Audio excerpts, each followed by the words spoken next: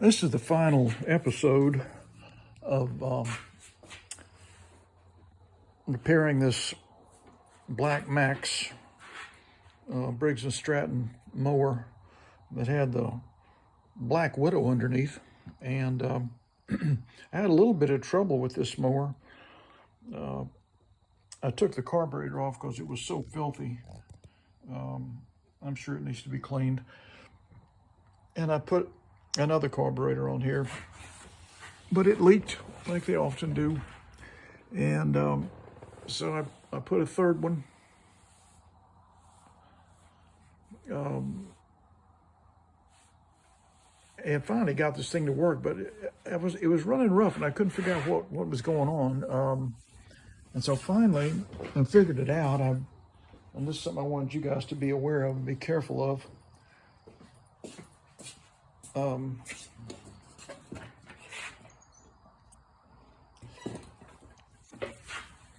I was troubled by this spark plug boot, and I'll show you what I mean.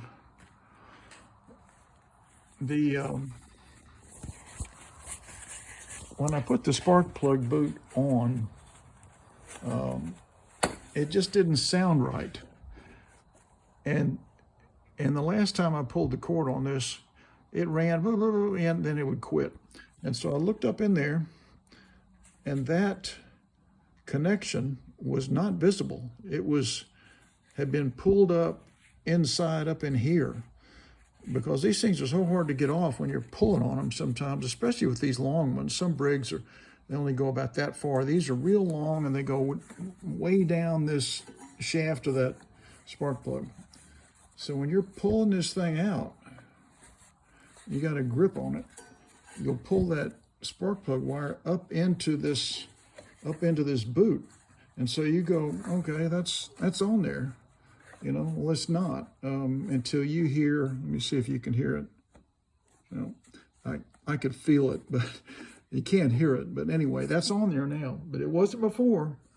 So just be aware of that. If you have one of these modern mowers and it's sputtering and won't run right, make sure that spark plug wire hadn't been pulled up inside the boot and is not even contacting the spark plug, because this can be on there. The boot can be